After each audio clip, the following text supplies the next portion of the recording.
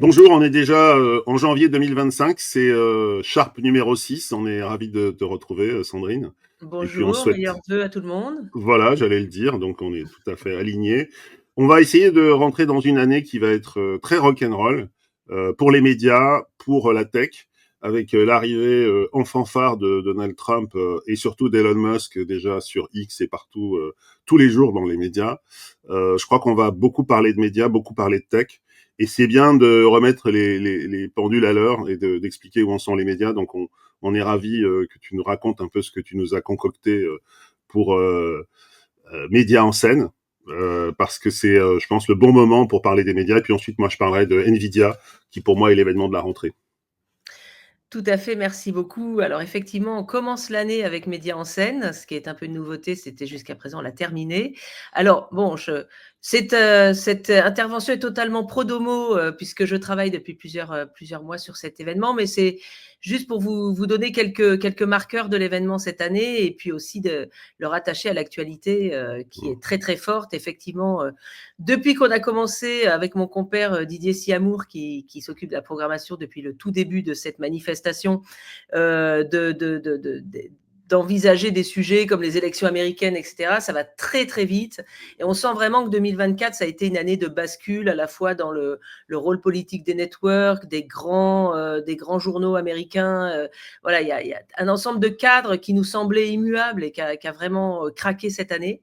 Hmm. Et donc, on est dans un moment où effectivement, il y a ce nouveau paradigme américain qui va structurer nos rapports avec l'Amérique, mais aussi chez nous avoir des impacts probablement. On a aussi en France des moments qui sont la fin du mandat du président de l'Arcom, la lignée des États généraux de l'information qui avait quand même qui était destiné à avoir une suite politique et Rachida Dati semble vouloir lui donner une suite politique à relativement court terme sans qu'on ait non plus ni les modalités ni le délai. Et puis aussi des nouvelles chaînes qui se lancent dans ce contexte, qu'il s'agisse de Ouest France ou de Et les CNews. chaînes qui s'arrêtent. Absolument, alors avec des actions, peut-être des rebondissements et peut-être voilà du Dallas, du Dallas français. Mais en tout cas, beaucoup de choses qui vont changer la donne en 2025.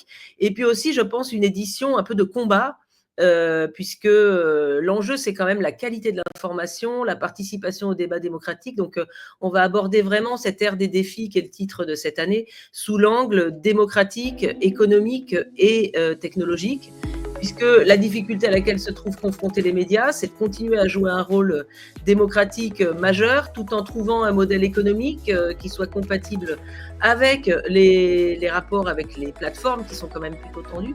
Et puis, enfin ça dépend lesquelles, je ne détaillerai pas, mais aussi le fait d'avoir des investissements technologiques à consentir en même temps. Donc, une équation assez compliquée, mais aussi Mais passionnante. si je fais un peu de provoque, en tout cas aux États-Unis, ce qui a beaucoup choqué, c'est qu'en fait les grands candidats sont pas passés dans les médias, ils sont tous passés par les blogs, par tout le côté des médias. Est-ce que c'est un choc en France ou est-ce que on reste encore dans un univers où les médias sont centraux? Alors, je pense que le point de bascule, c'est vraiment le débat avec Biden. C'est Hmm. finalement comme si l'incapacité de Biden, c'était la fin des networks aussi, Ouais. et qu'on a compris que ça se passait ailleurs. Et d'ailleurs, lors de la convention américaine, Kamala Harris, elle avait accrédité plus d'influenceurs que de journalistes, et ils avaient accès à plus de choses. Hmm. Et elle, tout comme Trump, ont vraiment joué la carte de la personnalisation finalement Oui. des contenus et d'aller parler à différentes communautés et donc d'aller plutôt sur des podcasts, sur des émissions avec des influenceurs, etc. Donc ça, je pense, ça va inspirer les politiques français. Ils vont aussi se dire qu'il y a des choses à faire comme ça. C'est déjà le mouvement puisque Macron va de temps en temps chez les Oui. influenceurs et pas Ils que viennent lui. carrément à l'Élysée maintenant. Voilà, mais c'est Ils ont- l'année 2024, c'est celle où la prépondérance, finalement, elle est celle des nouveaux talents. Hmm. Et d'ailleurs, c'est l'un des sujets, enfin, je voulais juste mettre la lumière sur 3 ou 4 sujets qu'on va traiter. Donc le premier, c'est celui effectivement suites des élections américaines et ce qui est en train de se passer sur les rapports entre les médias et le nouveau pouvoir. Donc, on aura une table ronde là-dessus avec Mélissa Bell, la correspondante en France de CNN, avec Laurence Haïm, avec Amy Green, qui est chercheuse à Sciences Po à l'Institut Montaigne, et avec l'ancien rédacteur en chef de America, en se disant finalement comment on va s'organiser, peut-être une forme d'opposition intellectuelle ou politique à travers les médias aussi, puisqu'ils sont Oui. aussi la réponse. Et puis en plus, comme ils vont continuer à travailler à l'ancienne en faisant du fact-checking, ils vont pouvoir aussi dénoncer, ils ont tout loisir de dénoncer les mensonges, ce qui est une bonne position aussi, hein. Alors oui, c'est la position optimiste de certains patrons de presse en disant finalement aujourd'hui, on va avoir, nous, cet attribut de la méthode journalistique pour nous. Mais bon, je dirais que c'est quand même une lecture optimiste de l'histoire parce qu'une fois qu'on a fait ça, il faut avoir la visibilité de cette capacité, de cette compétence dans les carrefours d'audience. Et c'est vrai qu'aujourd'hui, le rôle de la presse dans les algorithmes dit que ça a été vraiment mis de côté. Donc, il y a aussi pouvoir accéder à l'audience et recréer, ramener l'audience vers soi, alors que le mouvement était plutôt pour les médias de s'exprimer sur des réseaux sociaux et donc de perdre un peu la capacité de distribution. De l'extérieur, moi j'ai l'impression qu'il n'y avait même plus de carrefour d'audience en fait. C'est la notion même de carrefour qui est fausse, c'est-à-dire que chacun a son rythme et tu vas chercher sur les différents supports sur lesquels tu es ce dont tu as besoin. Moi en tout cas, ma consommation des blogs et des podcasts surtout, c'est une consommation qui est non-stop et en fonction de mon agenda. Et c'est d'ailleurs, tout le monde dit que c'est Joe Rogan qui a permis à Trump de gagner. Bah, finalement, en un passage chez Joe Rogan, il a sans doute touché beaucoup plus de gens et mobilisé beaucoup plus de gens parce qu'ils sont plus devant CNN ou devant MSNBC, quoi. Donc je pense que c'est une vérité universelle, hein. Je suis d'accord et effectivement il y a des audiences qui se créent de manière un peu organique et c'est pas la même logique que le direct, etc. Je suis d'accord. Après, on a un autre sujet qui est intéressant, qui est autour des rapports entre marque et talent, avec le fait qu'aujourd'hui, il y a de plus en plus de talents qui comptent sur leurs audiences et qui commencent à faire un travail journalistique, mais en même temps pas totalement. Donc, les collaborations avec les marques, ce n'est plus seulement la collaboration commerciale, c'est aussi une collaboration en influence sur le domaine de l'information.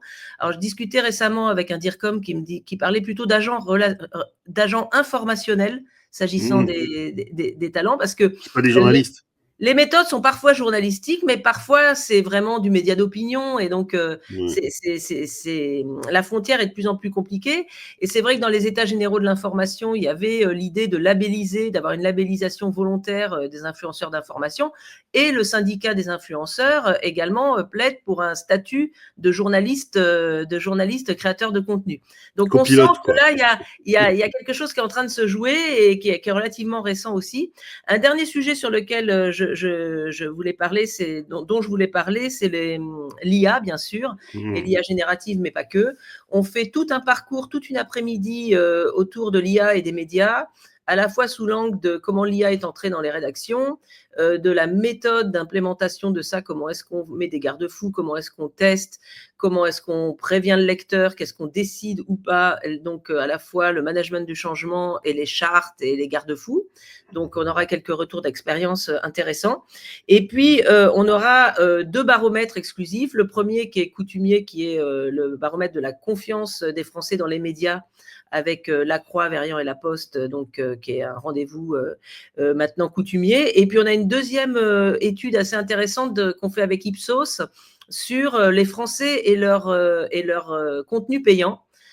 Puisque comme on sait que c'est assez challengé les pouvoirs d'achat, il y a des arbitrages qui se font à la fois au sein du foyer, mais aussi individuellement, entre la télévision, la musique, la presse, etc. Et donc, on aura quelques insights intéressants. Donc, je ne peux que vous inciter à vous inscrire, il n'est pas trop tard. Oui. C'est mardi matin, en présentiel le matin et en ligne ou sur invitation l'après-midi. Et donc, évidemment, il y aura un replay. Donc, en tout cas, je n'ai parlé que de quelques sujets, puisque c'est un festival et on parle donc de beaucoup de sujets. Et moi, je pense que, enfin, j'espère qu'on pourra continuer à dialoguer avec toi autour de ces sujets parce que ce sont vraiment des sujets centraux. Et puis, le baromètre des médias et l'introduction de l'IA, sont vraiment des sujets que je pense on doit suivre parce que ils donnent une idée à la fois aux citoyens, mais aussi aux professionnels de ce qui est en train de se passer. Je pense que c'est un vrai tournant qu'on est en train de vivre. Je regardais rien que la propriété des médias en France, le nombre de médias indépendants qui restent, et il y en a quand même qui continuent à se créer. C'est ça aussi qui est étonnant. Donc je trouve que ça fait partie des débats qu'on doit suivre en permanence pour savoir où on est en termes démocratiques. Et c'est aussi, je pense, un débat profondément européen parce que on le voit avec la montée en puissance de Musk, rien que sur un réseau qui manipule totalement. On en parlait déjà, mais ça bascule et je pense qu'il faut suivre au fur et à mesure. Et alors oui, moi je reste très optimiste, c'est-à-dire que je pense qu'il y a des coûts qui sont portés, mais c'est des coûts qui doivent nous rendre meilleurs. C'est-à-dire que Exactement. les C'est des visions médias, qu'on a, absolument. tu vois, moi je suis frappé quand je regarde la situation européenne par le pessimisme. Il y a une espèce de pessimisme, j'allais dire de vieux, en disant le monde va aller plus mal. Mais peut-être que avec un peu d'énergie, on peut apporter notre expérience, donc contribuer, et puis donner des idées.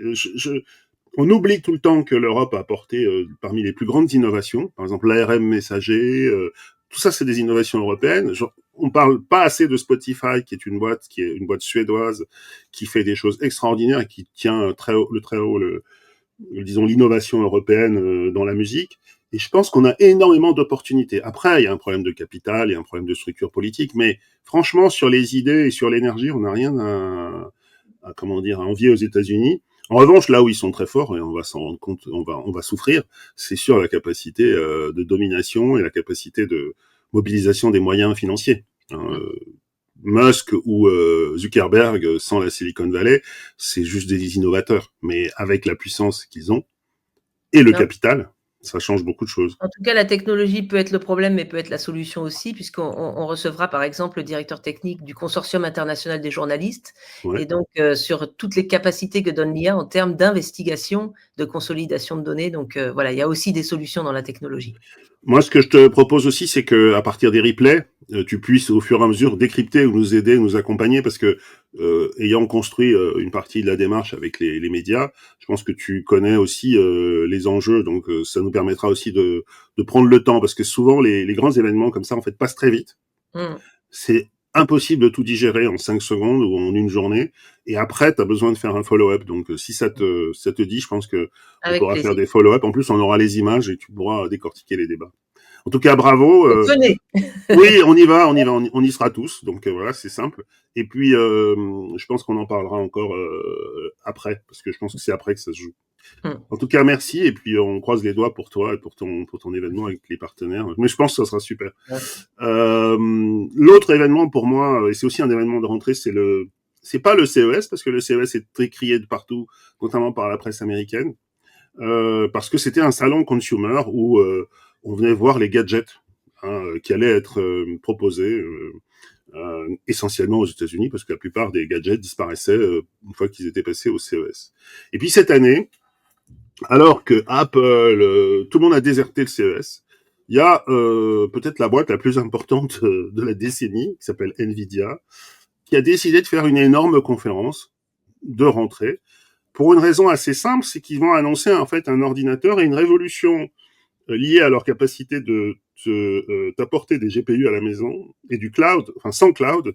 Et donc, ils sont en train pour moi, de faire une énorme révolution. Et en fait, ça a été noyé parce que le CES n'est plus un lieu très sympa où tout le monde allait, après le nouvel an, finir ses vacances comme faisaient les journalistes américains. C'est devenu un endroit très dur, je pense. Et donc, on a peut-être l'industriel, le plus important du moment. C'est pas Musk, c'est Jensen Huang. L'année dernière, c'est une société qui a explosé littéralement en bourse et qui, pendant, je crois, une ou deux semaines, a été la boîte la plus valorisée au monde. C'est-à-dire qu'elle a dépassé Apple. Elle valait plus de 3000 ou 3500 milliards de dollars, pour voir un peu les enjeux. C'est une société qu'on a la chance de suivre au KIF depuis maintenant effectivement 4 à 5 ans, parce que c'était Nvidia qui était venu nous raconter en 2021 leur Omniverse, c'est-à-dire leur version pré-métaverse du jumeau numérique. Et c'est une boîte qui a littéralement explosé, qui a laissé tout le monde scotché. Et puis c'est aussi, et je crois qu'il faut le dire, un patron assez extraordinaire, c'est-à-dire qu'il est à la fois showman et globalement ils se sont adaptés à Las Vegas. Donc on va regarder les 8 ou 10 premières minutes pour qu'on partage un peu l'ambition très américaine de cette boîte avec le son, la bande-annonce. Et là, il faut bien comprendre, on est dans la salle à Las Vegas et ça commence comme un grand spectacle avec une grosse voix américaine. La nouvelle frontière, les building blocks of AI. Et c'est évidemment un avatar qui vient vous raconter l'histoire. Là, on est carrément en pleine science-fiction. Voilà, avec un côté visionnaire à l'américaine. Évidemment, un petit coup d'Einstein. Mais c'est la science qui est importante pour eux.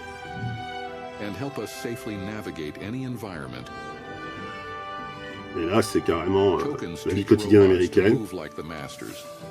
Et pourtant, c'est vrai, l'IA fait tout ça aujourd'hui. Elle guide les voitures, elle guide les robots.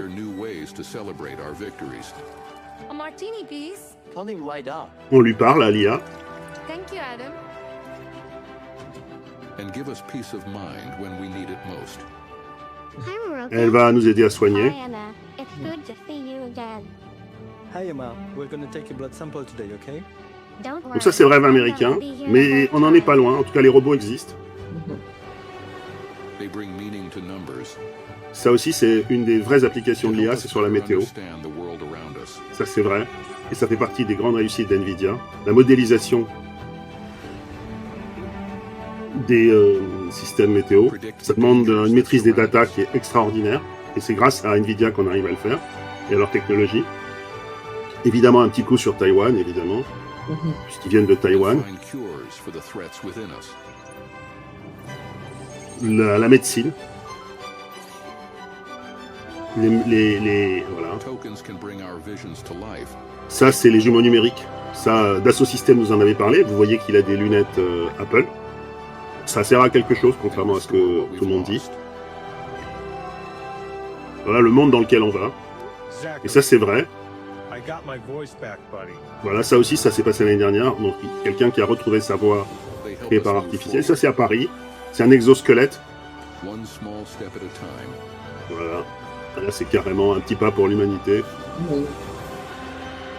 Un grand pas pour l'homme. Donc on est carrément dans la mythologie américaine, mais dans la vie quotidienne aussi. Et là, on arrive de l'espace, évidemment, avec la modernité.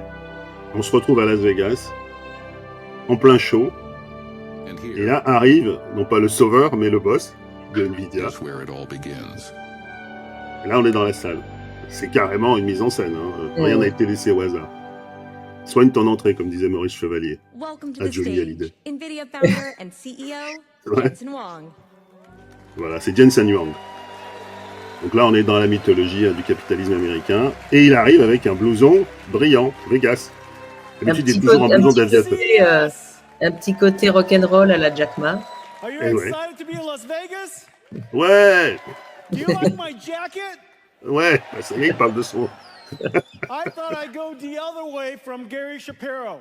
Là, il fait une blague américaine. Gary Shapiro, c'est le directeur du CEO, du CES. Oui, du CES.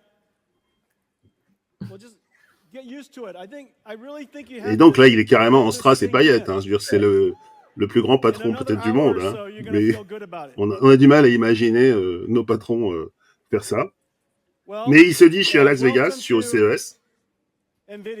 Mais en tout cas, quand on fabrique du hardware ou quelque chose de très technique, s'adresser par les usages et d'être au plus près des usages, c'est aussi donner un attachement à cette marque, parce que je ne suis pas sûr que pour tout le monde ce soit clair ce que fait Nvidia. Personne ne sait, même nous à l'époque. Et là, il fait rentrer dans l'univers d'Nvidia, parce qu'ils ont fait un jumeau numérique de leur propre société. Il avait été le premier à apparaître en avatar. C'était le premier patron qui avait fait une conférence avec son avatar. Et donc, c'est exactement ce que tu décris. En fait, c'est une stratégie. C'est ça qui et fascinant. Voilà, ça c'est l'histoire d'NVIDIA. Ils ont commencé dans le jeu vidéo en 93. Ils faisaient des cartes graphiques parce que les ordinateurs n'y arrivaient pas en fait. C'était trop compliqué à calculer. Du coup, ils sont partis dans une course à la puissance. Et c'est très important parce qu'il raconte l'histoire de la boîte. Alors le show va durer 90 minutes. C'est un truc de fou. Je ne sais pas s'il y a beaucoup de patrons, même en France ou ailleurs, capables de faire ce qu'il veut faire. À un moment, il boit, il sue comme un artiste sur scène. Et en annonçant autant de choses en même temps, surtout. Alors, il a fait beaucoup de choses. Peut-être qu'ils en ont fait trop. Mais je pense qu'il voulait marquer, et je pèse mes mots, il voulait marquer l'histoire. Il voulait pouvoir dire, vous voyez, l'année dernière, je suis venu. Et j'ai vu plusieurs de ses présentations cette année. Une qui était à Taïwan, qui était épique parce que c'était le fils du pays qui revenait.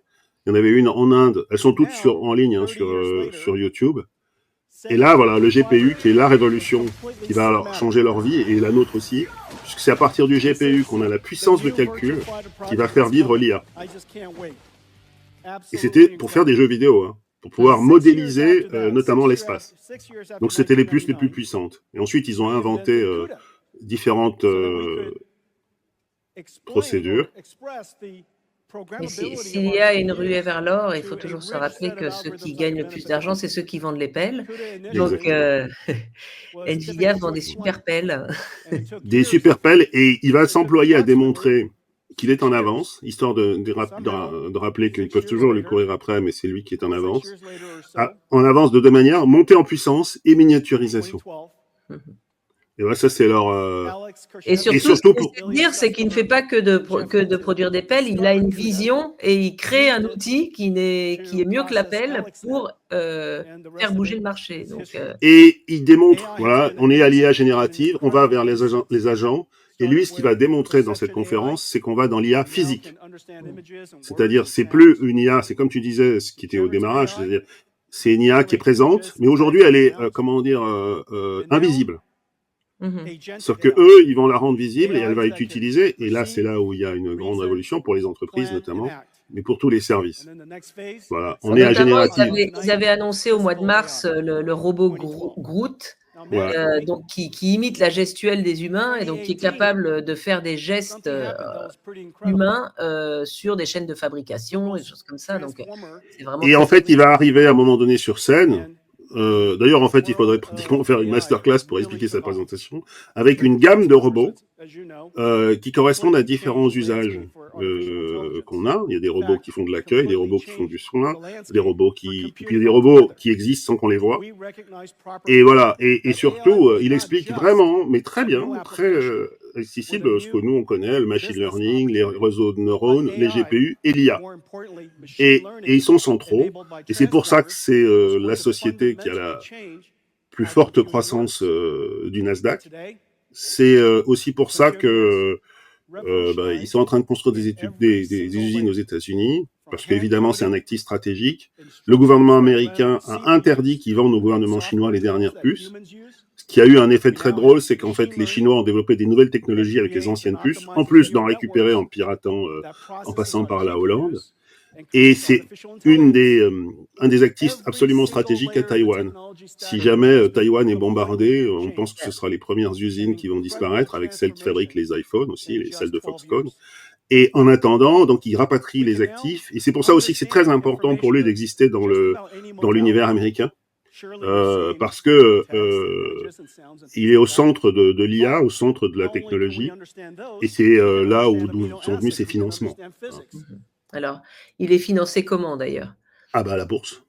Il y a des fonds et la bourse. Donc, ce qui est vraiment extraordinaire dans ce numéro qu'il fait de 90 minutes, c'est qu'il va détailler notamment les robots et surtout ce concept d'IA physique.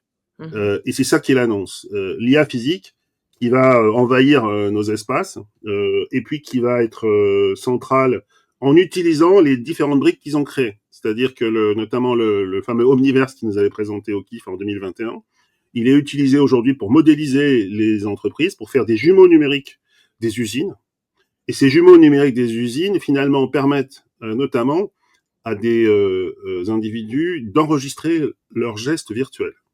Là, ils prennent le casque. Tous leurs gestes sont enregistrés et ensuite, ils sont synchronisés dans le jumeau numérique. Donc, c'est de la science-fiction, hein, pour parler en mots simples. Sauf que ce sont des produits qui sortent. Alors, et c'est là, merci de la transition, parce que c'est non seulement des produits qui sortent, mais ils les annoncent. Ils disent, ouais, ça va arriver en avril, ça va arriver en mai.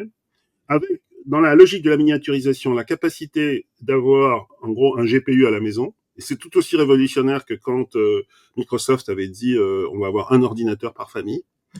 Ça veut dire qu'une entreprise ou un individu peut, sans passer par le cloud, avoir un GPU à la maison. Et il a annoncé le prix, c'est $1 500. Des ordinateurs aussi. C'est un ordinateur fabriqué avec GPU. En gros, tu as ton unité, tu peux te prendre un petit serveur à la maison, tu peux mettre ton IA dessus qui est protégé par définition puisqu'elle n'est pas en réseau. Et puis tu peux mettre soit ton entreprise, soit tes clients. On revient à l'ancien modèle boosté à l'IA. Et puis c'est pour ça que j'ai été surpris de voir la réaction de la bourse. La bourse s'est cassée la figure après ces annonces. D'abord parce qu'ils avaient tellement bien anticipé qu'ils n'avaient pas attendu les vacances pour raconter, ils avaient tout raconté. Les analystes avaient déjà intégré la valeur qui allait exploser.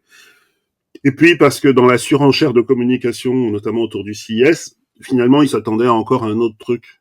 Et puis déjà ça c'est énorme, mais ça a été un peu noyé. Pour autant, je pense qu'un peu comme tu parlais du média en scène tout à l'heure, je pense que c'est une présentation et surtout c'est une vision dont on doit reparler. Parce que si Google, OpenAI, ChatGPT annoncent prochainement des systèmes, par exemple, de vision, c'est parce qu'ils ont acheté les fameux racks de GPU qui valent, je sais plus combien, qui ont des capacités. Alors, ils détaillent les différents produits, qui ont tous des noms assez tech, qui, en fait, sont ce que, comment dire, les briques. Comme Intel, à un moment donné, on disait Intel Inside. À un moment donné, je pense que ça va être Nvidia Inside. De fait, tout le monde, donc le carnet de commandes de Nvidia est absolument délirant et ils n'arrivent pas à fournir. Leur client, c'est Amazon. Leur client, c'est Google. Leur client, c'est Microsoft. Souvenez-vous, au KIF, on avait eu Martin Sorrell. Et Martin Sorrell racontait qu'il avait même pas eu rendez-vous avec Jensen Huang. Il avait acheté des GPU. Donc la capacité d'accès à la puissance de calcul chez Nvidia, et ces GPU, ils sont marqués Martin Sorrell, si j'ose dire. Et ensuite, lui, il les reloue ou il les met à disposition des entreprises avec lesquelles il bosse pour pouvoir avoir la puissance de calcul qui lui permet et qui permet à tous ses clients de rester dans la course. Donc on rentre dans une course aux armements en fait, et il y a ceux qui auront cette capacité, cette vitesse, ceux qui auront la capacité de le maîtriser, ce dont on parlait tout à l'heure pour les rédactions. On a vu l'exemple de la météo. Ça demande des calculs insensés, de faire des calculs de modélisation des vents, de modélisation, on le voit avec les incendies actuellement à Los Angeles. Et ces modèles, ils sont à l'intérieur du système Nvidia. Donc c'est par ailleurs une boîte qui investit. Elle est dans toutes les startups parce que quand ils veulent, avoir de la puissance Mistral AI ou n'importe qui, bah finalement à un moment donné, il vaut mieux s'adresser au bon Dieu qu'à ses saints. Ils vont voir Nvidia, ils leur disent voilà le projet qu'on a. Nvidia prend un pourcentage de la boîte, file du GPU et valorise ses propres GPU. Microsoft fait exactement pareil. Quand on dit que Microsoft a mis 13 milliards dans OpenAI, en fait, c'est 13 milliards dans de la puissance de calcul. Donc, il y a deux choses qui sont en train de sortir de cette course aux armements. Un, la puissance qu'ils appellent le compute, qui est devenu un élément essentiel. Et puis, il y a un autre phénomène qui n'est pas écrit, mais dont je sais que tu parles souvent et qui est très important, c'est l'énergie. On va être rentré dans une course folle à l'électricité, au nucléaire, parce que ces systèmes-là qu'ils présentent, ce sont des machines à consommer de l'énergie extraordinaires, folles.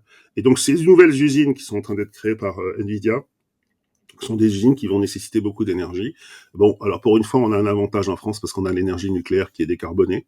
Et donc, il va y avoir de plus en plus de fermes de serveurs en France. Et sans doute beaucoup d'activités autour de ce secteur parce que c'est devenu C'est un peu comme la machine à vapeur avec l'industrialisation.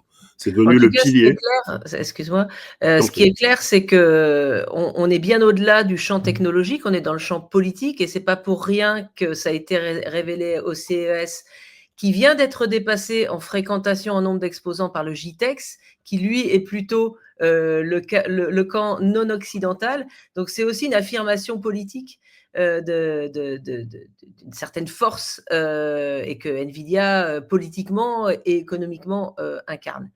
Alors moi je voulais te parler aussi du CES. Donc un petit cocorico pour WeThings qui est une entreprise française qui fait des objets connectés, qui a commencé par la montre connectée, la balance connectée, etc. et qui a présenté un concept de santé avec une interface homme-machine assez intéressante qui s'appelle Omnia. L'idée, c'est très simple, c'est d'avoir une interface unique pour faire un diagnostic de santé globale.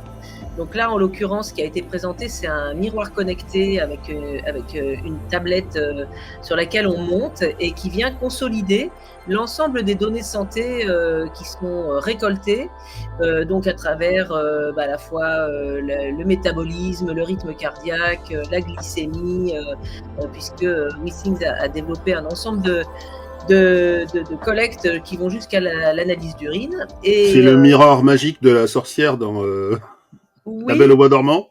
Alors, c'est à la fois le fait de collecter l'ensemble de ces données, de les consolider, de les relier entre elles, mais c'est aussi une interface d'assistant, de ce qu'ils appellent un ange gardien silencieux, qui va finalement, à partir des datas, au lieu de vous dire, comme était jusqu'à présent la médecine classique, vous êtes malade ou vous n'êtes pas malade, attention, il y a des points de vigilance parce que votre trajectoire vous amène à une pathologie possible.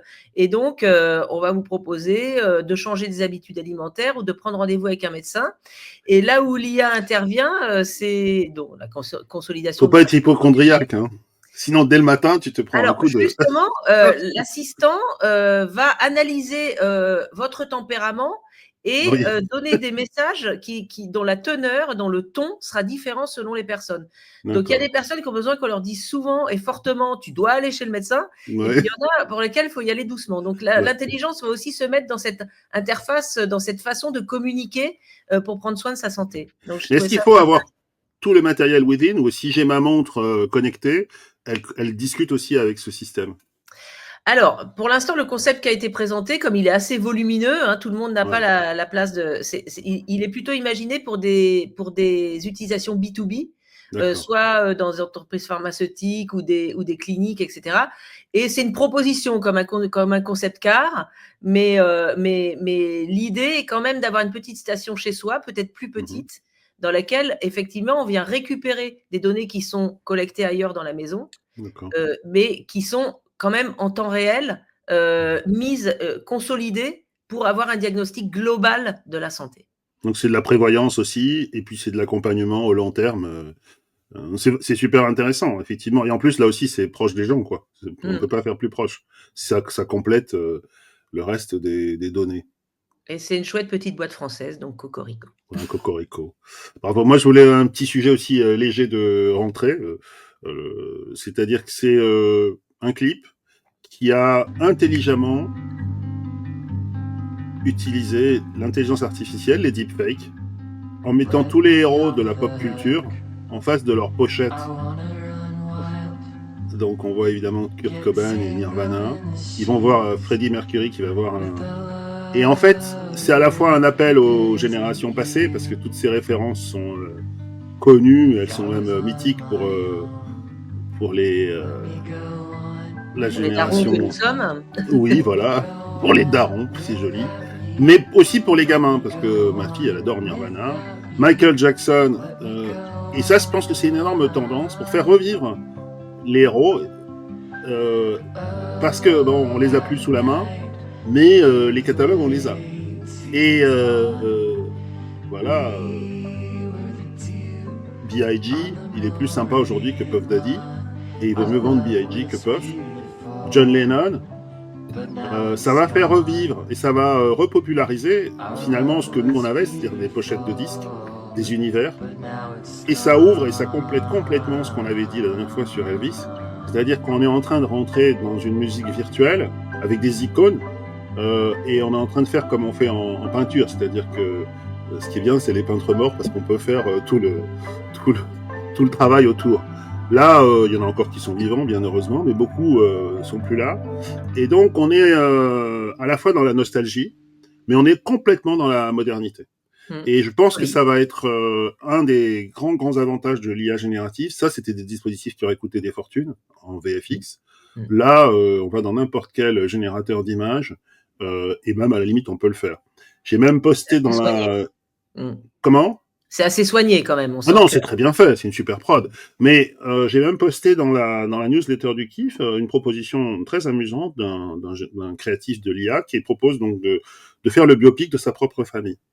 Ça a l'air de rien, mais vous prenez vos albums photos, vous faites la vie de vos grands-parents, vous pouvez générer la ville où ils vivaient, vous pouvez du coup faire un clip ou un petit film qui va passer lors d'un mariage, alors peut-être pas lors d'un enterrement, mais ça montre tout d'un coup que tous ces outils qui étaient des outils professionnels, qui étaient inaccessibles parce que très compliqués à gérer, aujourd'hui en les programmant avec une programmation naturelle, avec des phrases, en disant fais-moi recréer la ville de Budapest où mon grand-père est né en 1930, il va vous faire Budapest en 1930, vous pourrez prendre le visage de votre grand-père qui était sur une photo en 1930, le mettre sur un personnage, et le gars qui propose ça a fait ça parce que son grand-père a fait la Seconde Guerre mondiale.